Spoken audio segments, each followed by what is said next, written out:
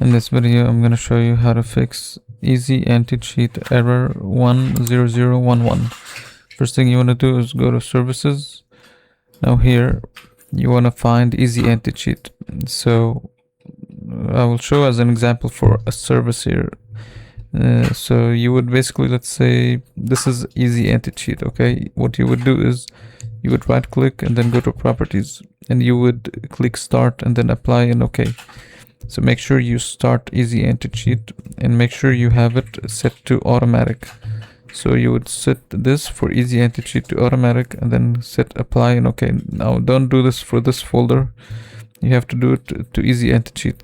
So I don't have it, so that's why I'm showing this as an example. So you would go to easy anti-cheat, find it through here.